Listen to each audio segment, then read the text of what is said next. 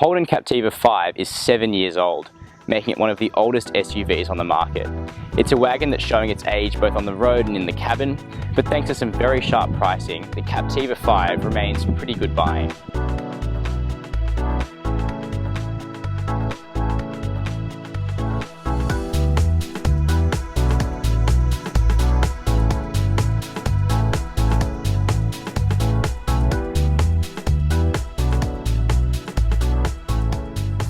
Holden offers two versions of the Captiva. There's a Captiva 5 that I'm driving today with 2 rows, which sits under the Captiva 7 that has 2 extra seats.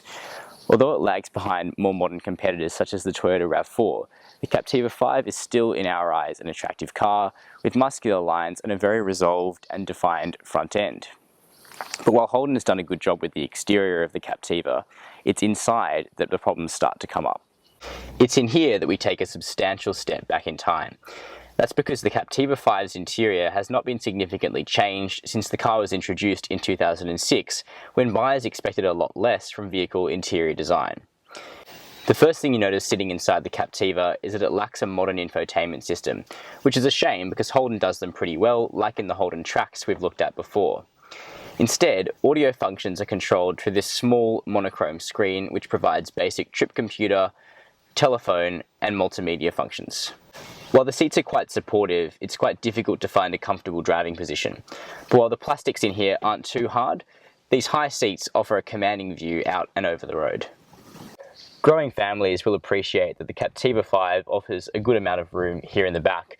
It's definitely possible to seat 3 across, although if you are travelling with just 2 people in the back, they can use this handy fold-down centre console.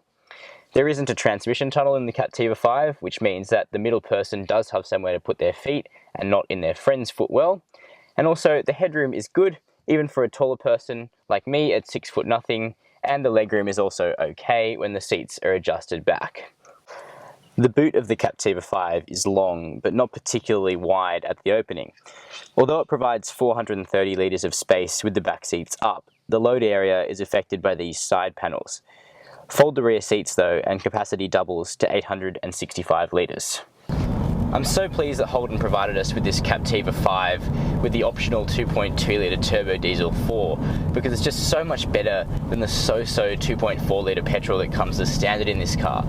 Having learnt to drive on a diesel, I've got this affinity for their torque, their frugality and this sort of agricultural charm that they come with. But that said, if agricultural charm isn't your thing, then go for the standard petrol, because this turbo diesel has to be worked pretty hard, not because of a lack of pulling power. In fact, there's 400 Newton meters of torque available from just above idle, but because this car gets noisy because of the indecisive transmission.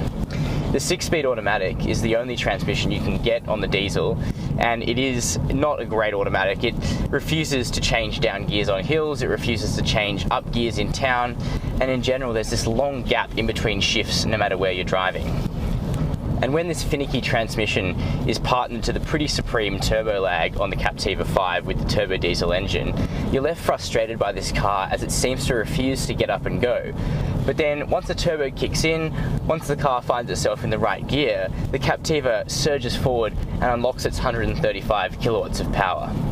Unfortunately, while the Captiva does provide a decent amount of power and torque, the age of the car is given away in the driving dynamics.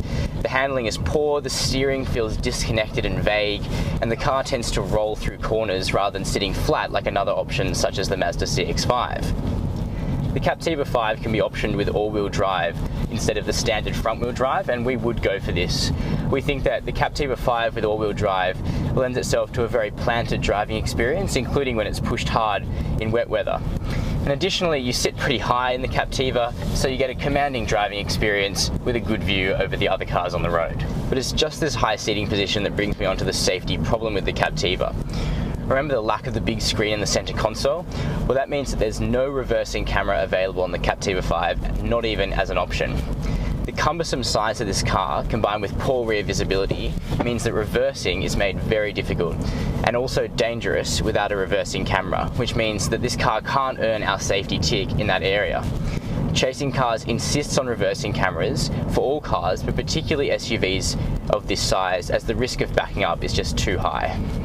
Active safety is looked after with the usual host of features like traction control, stability control, and brake assist, but on the passive front, the Captiva does lag behind the competition with just 6 airbags, but at least the crucial areas of curtain airbags and side airbags are looked after. The Captiva 5 falls under Holden's cap price servicing program, which provides 4 services in the first 3 years or the first 60,000 kilometres at a set price. And that price varies depending on the engine you go for. It's $375 each service for the turbo diesel and $245 each time for the petrol. And that brings me on to fuel consumption, because Holden claim that the Captiva 5 with the turbo diesel can achieve 8.2 litres per 100 kilometres in the combined cycle, and we found that just isn't realistic. Even in our most efficient test on the highway, the Captiva 5 couldn't achieve any better than 8.5 litres per 100 kilometres, and your realistic figure for around town is more like 11 litres per 100 kilometres, and the petrol's consumption is worse than this. So would we go for a Captiva 5? Well, probably if you've got a budget of about $30,000 and you want a new SUV and something tried and tested. We don't think there's much point going for the range-topping LTZ, which blows out the price and only gives you leather trim in return, basically. Which means that we think that this diesel LT is the pick of the bunch. And while the Captiva 5 can't really compete any longer with better and more modern options like the Mazda CX-5, few of its competitors can touch the Captiva 5 on price. You can read the full review of the Captiva 5 at chasingcars.com.au and subscribe right here to the YouTube channel, where you can receive more quality video reviews just like this one. And don't forget to give us a like on Facebook. Thanks.